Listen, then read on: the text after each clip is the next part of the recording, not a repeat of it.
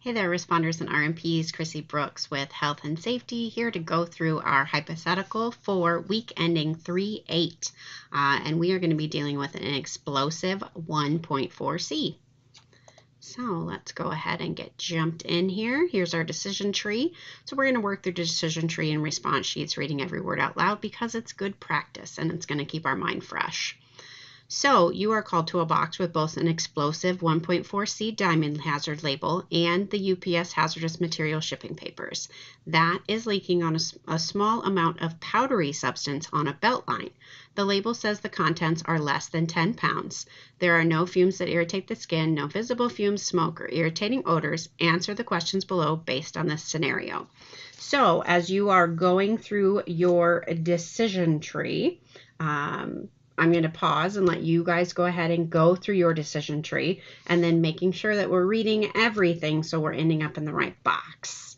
So go ahead and pause now. I'll let you guys get through your decision tree and be right back. All right, friends, hopefully you made it through your decision tree. As we're going through the decision tree, we are we are not prohibited, so this one's a no. Then when we come down to this box, we are in this box. We're in that 1.4C that's listed in here. So we're going to end up going over here and being in our red box. We are not going to clean up this damage.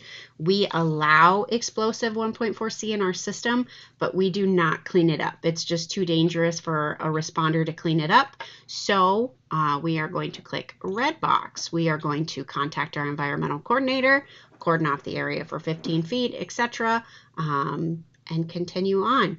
So which response sheet or containment sheet did you utilize for this spill? Well, we're going to go to the explosive one. That's the one that we should be going to. I do want to read this one to you because it's something that we see occasionally. 1.4C, I believe, is the classification for gunpowder. So ammunition, that kind of stuff, a lot of times is marked with a 1.4C. So we want to make sure that we're handling it correctly. On page 21 in your decision tree is going to be your explosive diamond hazard labels. So for UPS small package operations, explosive 1.4C, 1.4D, 1.4E, 1.4S, and 1.6N are the only acceptable explosive materials that are not prohibited. If a Division 1.1 or 1.2 explosive hazard label is discovered in the UPS system, do not handle this package. Notify management and the UPS chain of command. Fire may produce irritating, corrosive, and/or toxic gases. Contact may irritate the skin or burn the eyes. May be poison if it's inhaled, swallowed, or absorbed through the skin. Heat, friction, impact, or low-level electrical current may ignite this material. So this is probably some dangerous stuff that we're dealing with. We want to be especially careful with an explosive 1.4 label. Do not attempt to clean up this material. Follow the chain of command. Notify your environmental coordinator. Depending upon the explosive class, the environmental coordinator may direct you to clean up and process through the DMP, but we have to call them and ask first. Or an outside responder may need to be called in for immediate cleanup. We are going to wear our goggles, boots, apron, and gloves while we isolate the area. Our response action steps are to cordon off a minimum of 15 feet of this around the spill using tape and or cones, denying entry into the area. We're going to turn off fans in the immediate area. Contact your environmental coordinator who will contact outside responder for disposal. Waste disposal and decontamination in UPS small package. Contact the environmental coordinator for proper disposal procedures. The environmental coordinator may direct the responder to clean and process through the DMP. Employees who may have touched the product must wash their hands thoroughly with soap or mild detergent and water before eating, smoking, or using toileting facilities. Do not attempt to decontaminate personal protective equipment. Dispose of any contaminated equipment by utilizing the outside responder. So if you got some of this product maybe on your gloves while you were trying to cordon off the area around the spill, trying to figure out what exactly it was, we would want to make sure that our outside designated responder is taking that PPE with them or putting it into the bucket, the barrel that they are disposing of. So as we went through here, we didn't check our pH. We didn't want to move the package. We didn't see this one, ZEP or clay-based on hydrofluoric. We're not mixing a bleach solution. We're not using sodium bicarbonate. Right here, notify your environmental coordinator. There was nothing about attempting to close a valve, and of course it's not a non because we've got a diamond hazard label. So this one is notify your environmental coordinator. Moving on to our next page here. Can you sign into the MFA page with your RACFN token? Hopefully the answer is yes. Yes, I can. If it is not, please get a hold of that your health and safety supervisor so that they can get you hooked up with the token. Unfortunately, a lot of times it's a call to tech support.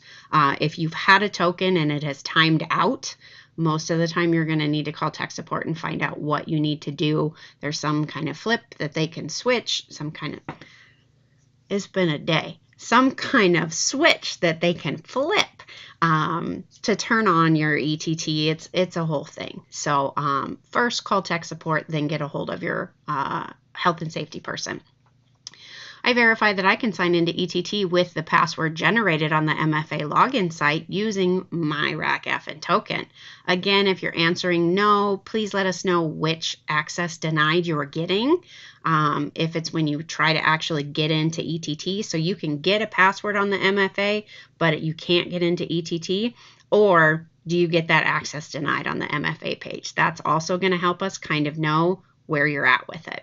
But I hope you're checkmarking this one, the yes, and then you don't got to talk to nobody about it. All right, next page. I know that I need to access that waste disposal flowchart electronically for every leaker that I will dispose of and get to it in the quick reference guide via ETT. If you don't know where it is, click right here. It's a great little quick YouTube video that's going to show you exactly how to get to that quick reference guide in ETT. So we're going to check mark yes. Here is our waste disposal flow chart. So we're going to answer these questions. Is it a spilled leaking liquid or powder that's been surrendered to the DMP? Yes, obviously we've got a powder leaking on a belt.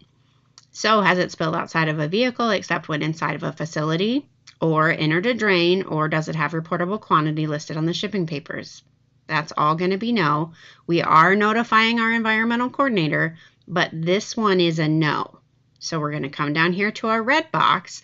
Does the spilled product fall into one of these categories? Contains nicotine or other acute hazardous waste, biohazard substance or biomedical, pressurized cylinder, DEA controlled substance, pharmaceuticals, or explosives? That's the one that we've got. We've got that explosives. So we are still going to be looking at our operator's quick reference guide, Appendix W. It's just going to give you more information.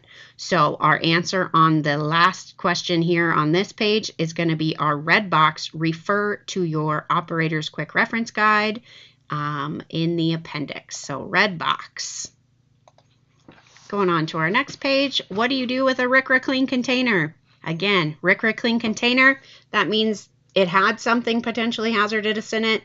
We dumped it all out and solidified it. Now we've got an empty plastic jug or an empty paint can. We're going to chuck it in the garbage. It's empty, so it's no longer considered hazardous, so we can chuck it in the garbage can. So throw them away if they are empty. What tool do we use that tells you how to dispose of hazardous materials?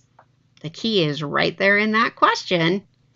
It is your waste disposal flow chart. Tells us how we are ultimately disposing of, getting rid of, getting this damage out of our buildings. I've completed my DOK for a responder or RMP this month. Hopefully you're getting a yes. I know it's early in the month, so if it's a no, make sure you're working on it. All right, and yay, drop down. So division, I'm going to use my son like I always do. And he works in Monarch, which I believe is up. Where am I missing it? Oh, my little recording thing is up here in my way. There. Papillion. That's right. It's not called Monarch. I'm going to remember that one of these days. Not today. not March 2nd, 2025, but someday I will remember that it's called Papillion and not Monarch. He's got the same last name as me. So once you get this information filled out, you've got to click the button under this block or you're not going to get credit. So we got to scroll down. We got to click this button. I'm not going to click it because my son needs to do his own hypo. But if you click this brown button, then it's going to submit your information so that I can pull down the data. So make sure at the end that you're clicking this brown button and getting to that thank you for submitting your hypothetical page. Then you're all done for the week. Thank you so much for being here. I appreciate all of you that come and watch my YouTube videos, and we'll see you next time. Have a great week.